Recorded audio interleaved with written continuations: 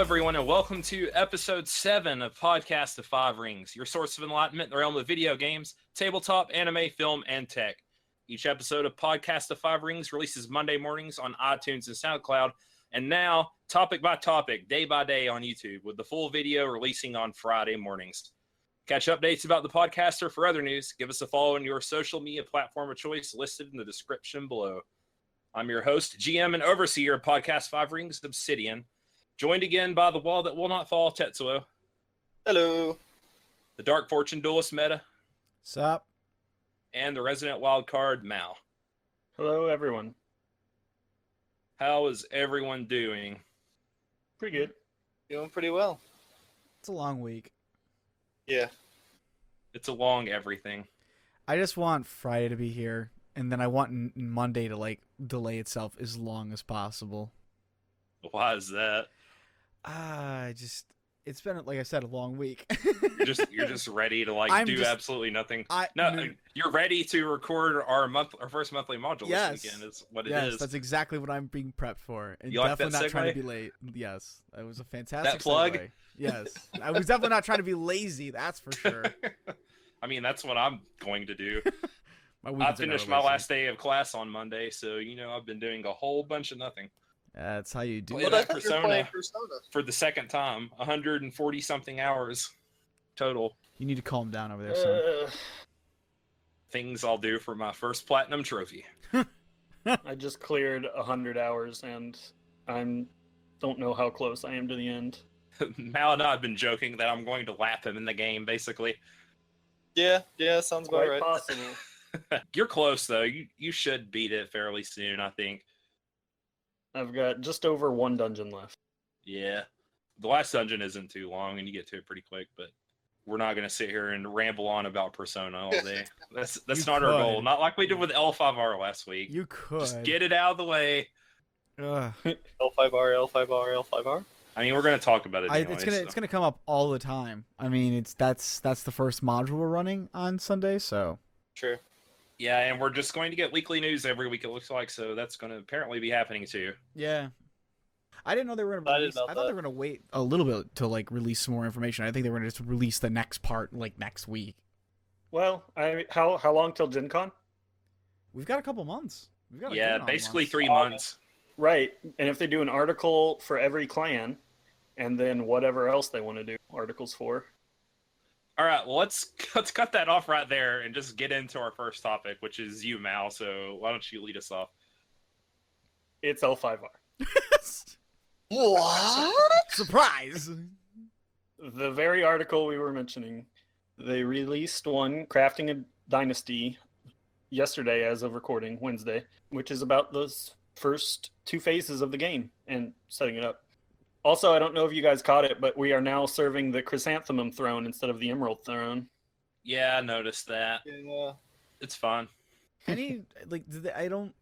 Was there any big difference between the Chrysanthemum throne and the Emerald throne? What did the Chrysanthemum mean in the original game? Well, I mean, the Chrysanthemum has always been used to represent the Hante. That's why it's on, Just the Emperor's family in general, too. Okay. Yeah. Okay, so that's what I thought, because I thought that was just how it always was, and it was just that they called it the Emerald Empire, but the Chrysanthemum was the Mon. There's been a bunch of different thrones for every dynasty, basically. It's like the Steel Throne, the Jade Throne, the... okay. Chrysanthemum was 1.2, wasn't there? I don't know if there was or not. I don't think so. The throne and what it's called is not the largest in my brain's memory priority for L5R info. Anywho, so the game will start with you determining which is the first player, just in any random way. Dice roll, coin flip, whatever. Yeah, no longer based on your starting family honor. Right. So Lion just aren't the clan that goes first all the time anymore. And you shuffle up your decks, your Dynasty and your Conflict deck. Dynasty on the left, Conflict on the right. And this is the setup phase too. So this is how you start your game. And you will then choose from your 5 provinces, you'll choose one that goes under your stronghold, which if that gets taken, you lose the game. The other 4 will go in between your 2 decks, because now provinces actually have effects. I don't know how much if we touched on that, but it seemed pretty cool. Yeah, it's basically like regions from the old game. You would have things or even fortifications in the more recent edition. So these would attach to your province. It looks like in these games, they're all going to buff your province strength in some way, and they're going to have relevant ability. So whenever you are attacked at a province, you're going to reveal your province you put in that stronghold. Yeah, Then, they all start face down. Yeah. So they're all secret. So it's an interesting way of, like, you don't know what you're going to have to deal with until you send out the first wave. Yeah, you could just walk into like a giant shitstorm, basically. There was something I wanted to actually ask about here, because I saw this and I ended up having to reread the old article just to make sure on that. But they state that, like, you're secretly hiding your stronghold under 1, but in the original article, they state that you kill off 3 provinces, then you can destroy the stronghold. So That's correct. which one is it? Do you secretly hide it, and then if they just happen to hit that one first, it blows up and you lose, or what? No, there's one under the physical stronghold representation, and there's 4 others in between your deck. Okay, I'm sorry, for the provinces themselves. Yes, the province effect cards, basically. Oh, okay, all right. Like there's one that's the Burning Plains, or is that right for the unicorn? I can't remember. I don't remember. There's the one with the scandalous, like 2 samurai kissing each other is one of the unaligned ones. Yeah. I'm gonna play the crap out of that card for no other reason than I like the art on it. I wouldn't be surprised if we only get like 2 or 3 clan specific ones out of the core, just because that's a lot of cards to devote to provinces. If you have 5 specific ones or more, would not surprise me. And you're already devoting 2 decks to each clan, anyways, in a starting box with 7 factions. So there's only much space. After you put your provinces face down, you lay 4 cards on each of the middle provinces, or 1 on each from your Dynasty deck, also face down, and then you draw up 4 cards from your conflict deck. This is no different from the old game, except for the fact that you only draw 4 cards now, instead of 6. There is no hand size for conflict, though. Yep, no max hand size. So have at it, Scorpion. I'm just gonna lose that honor, draw all those cards. I'm gonna just keep betting 5 over and over. and then when I'm at someone 1 honor, wins that 1 ring that lets them take honor from you, and you lose. I'm gonna have like just a few honor left, and then what I'm gonna do is I'm gonna just play all the cards that give me honor. Yeah, we were talking about this yesterday when the news hit in our chat, and I'm going to be kind of interested to see both where the Scorpion and some of the lower clans start out honor total wise. We were thinking around like 7 or 8, weren't we? Something around there. Yeah, that's what I would guess. But I'm kind of hoping it's going to be in the range of 6 to 8, and I know 6 sounds super low, but if you don't care half of the lion. I know, but if you're not caring about honor, then it's really, really easy to start just abusing high draw. I bet they're going to ramp up, like I was saying too. They're going to probably wager 2, maybe 3 at the beginning, maybe even sometimes 1, just to kind of maybe draw like, a card or 2 a turn, not lose that much honor. Then once they build up to like 12 on that last turn, when you're about to crunch their last province, or when things are getting really heated, I think that's when they're going to just basically dump all their honor on you and hope they don't hit 0. Yeah. So it's going to be really interesting, I think, to see Scorpion on Scorpion matchups. Yeah. But this is getting into stuff that we're not even really going to know about. It's rampant speculation, which is what everyone's doing now. We can kind of predict based on the old game, but Fantasy Flight's pretty much told us that this isn't the old game. So Scorpion's good. They could start at 10. We don't know. Yeah, right. That's possible. New game, Scorpion is actually a high honor clan. And blows everybody out of the water. Completely throw the lore out the window. Starts with 20 honor in the card game. Well, as it states next that you get your honor from your stronghold, and while the clans like the Lion will begin the game with a large amount of honor, those that put duty first will start with less. Yeah, so probably not going to start with 10, but... Right. Yeah.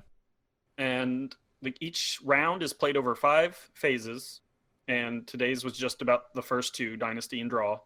The Dynasty, once the first Dynasty phase starts, everyone gets to turn over their face-down cards in their provinces, revealing either holdings or characters. You get an amount of fate tokens equal to whatever your stronghold says. And then you get to trade off with players buying. This is what's interesting and different. It doesn't change every too much. Yeah. Like the trade Every phase is back and forth now, though. Yeah. That's the thing. Yeah.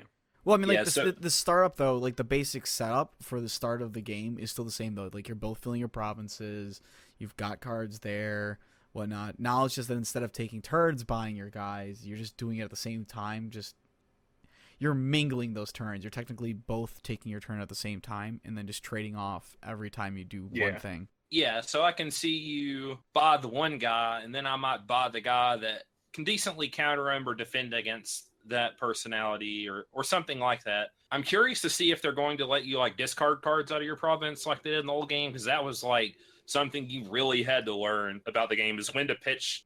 If you're getting gold swarmed, obviously you need to pitch stuff, or just knowing the game state and when a character was good, almost like the quadrant theory in Magic, knowing when a card was most valuable early, mid, or late game. You had to be able to judge that and pitch a certain character at a certain time. So I'm wondering if you're going to be stuck with them or not. I've seen a lot of talk regarding holdings because someone in the L5R Reddit Discord, I guess, a developer or something of some kind, supposedly said that they will just sit in the province slot. You don't buy holdings. They take up a slot. Really? Yeah. So while one holding of the Lions lets you flip over 2 face down cards in other province slots, which would then give you sort of a pseudo 5 for the turn because it's taking up 1 itself already, being a holding.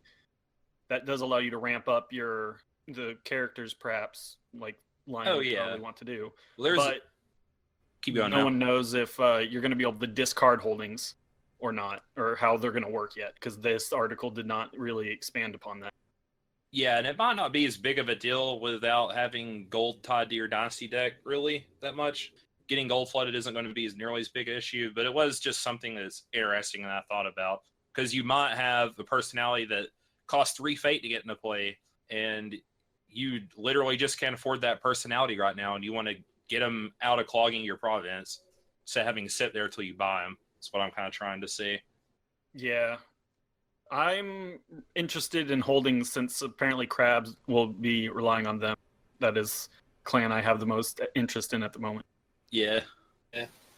So, and then it goes on to talk about how you play characters. You spend their fate, put extra fate tokens on if you want them to stick around longer, because at the end of the turn, anyone with no fate will be discarded. Yeah, and something else interesting is that you take the turns buying a character and passing. You can also trigger card abilities that apply during this phase. Yep. That can help you, like before you even buy a guy. So there might be that one holding, you'd trigger its effect to flip up 2 more cards so you could keep buying. When you pass, you do not get to take any more actions for that phase, but you do get a bonus fate that can carry over maybe into the conflicts phase or into your next Dynasty phase. There is a little bit of incentive for trying to figure out when to pass first. There's a bit of strategy there. Yeah. They also pointed out the unique symbol, which I think is just on all named characters. Yeah, that's what it was looking They like. showed off Isawa Masahiro. And if you can only have 1 in play at a time, but if there's another one in your provinces, you can discard it to add 1 fate to the one already in play. So that's kind of cool. Yeah, so unique has changed from the old game. It's basically like legendary in Magic. That actually makes the uniques very, very potent in my eyes, and almost a reason to not just skimp out and just say, well, you can have only 1 in your deck and that's it, because a free fate is very, very nice. And these are not only like named characters who are generally going to probably have like a little bit more oomph than your generic names, but a free fate is one fate you have to spend less on to do something else with, because we've seen conflict cards that are going to have costs on them too.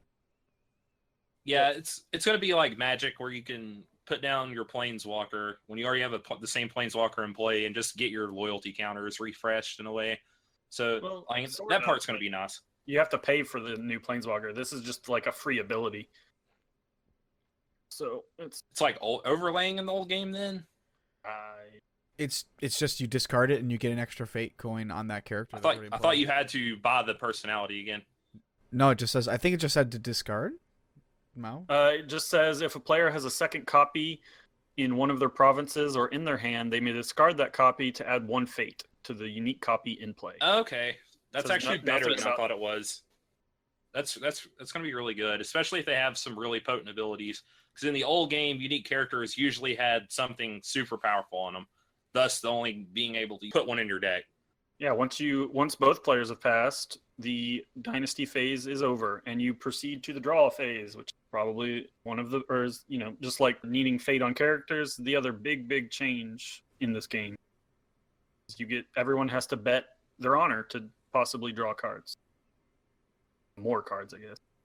We already talked about limitless hand size, but Yeah. it looks like the article is implying that whenever you hit 0 or 25, that was when you won. You don't have to wait till the end of the turn or anything. You just immediately lose if you hit 0 or win if you hit 25. Right. They didn't outright say it, but that's what I took just from the way it was worded. Yeah, I was trying to look into that myself because again, certain games want you to at least complete the turn so somebody could thwart you or whatever. But I think if it is this way, I think I kind of like that a little bit better, just because it's I just have to hit that number and then I'm good. It's good for me because I like playing honor. So Yeah. Yeah, the article says if you ever reach this number, you win/lose the game. So it doesn't even have to wait. You just, the moment you reach it. You get to, each player secretly selects a number, and then whoever bets the higher number has to pay the difference in honor to the other player. But each player then gets to draw however much cards they bid. They showed off a new Bayushi manipulator guy who has a reaction that when honor dials are revealed, you can increase the value of your bid by 1. That'll be very useful for the Scorpion. Yeah. I wonder if that lets them go over 5 too. Yeah, no idea yet. It would be cool if they could. Yeah, like I'm saying, that seems like it's going to hint towards the Scorpion basically wanting to ramp up at the end of the game. It's also just nice when you can look after the fact, see what your opponent bid, and know that if it was close and you really wanted to get some more cards, you could just play it to get one more. Yeah. So It says reaction, so I don't know if that's an automatic ability or not. I think it's. Yeah, that'll be something to see. it's probably going to trigger after you show Yeah, it show your things, right? Yeah, it's Yeah, have but the I don't card know if pool. it's an optional. You might have. It might be mandatory to increase by 1. What does the card say? After honor dials are revealed, increase the value of your bid by 1. you. May Yeah, I think increase or if you have- play that card, it happens. Yeah, Okay. So but I think you can just do yeah. it after you reveal, so you won't waste it basically. Well, it's just a character who sits there. Oh, it is. Yeah. Okay, then you would get to then. Yeah, that's going to be weird. That would mean you could never bid 1. Yeah, it would always be 2. We'll have to wait till their rulebook comes out, or maybe when they explain how abilities trigger and work.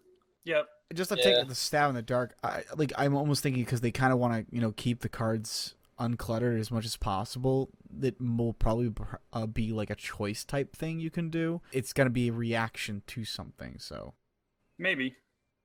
Because in the old game, if you had those kinds of effects, you got to choose when to trigger your stuff and when not to. So Yeah, just something to look out for. They also showed off another philosophy card. I can swim. yeah, that was really cool. I love the Scorpion and the Frog art on it. Yep. Yeah, I'm thinking great all the story. philosophy cards are going to be that water art style. Yeah, I love that watercolor painting thing they got going on, and the ukiyo-e stuff. It's very flavorful. Yeah. I don't know. I'm liking all of the stuff I saw out of the news yesterday. I mean, Yeah, that's nothing's really super arguable to me. yeah. Yeah. More pretty cards. Yeah, I mean, I'm really looking forward to what they have coming up next. Mm-hmm. I'm Well, assuming the next phases are probably going to be conflict and They said it's next week's article is on conflict, fate, and the regroup fate. okay, so they're just going to do the last 3 then. Yeah. So conflict's probably going to be where you fight each other. Fate's probably going to be where you remove the fate tokens and then get rid of the fateless characters. And then regroup, that's probably unbowing your characters or something like that. Yeah, Yeah. kind of resetting. Maybe like drawing your resources back and all that stuff. Well, the dynasty cards refill as soon as you buy someone. Yeah, I'm more talking about like fate. I think Fate it's- you get at the start of the turn. I'm thinking more like it's probably then, because if the starting phase is the Dynasty phase and it's not saying that you like unbow your characters and whatnot, it's probably done at the end then. Yeah, could be. Yeah, we don't know. We'll see. But I don't know. Shaping up nice. Yep. More to look forward to.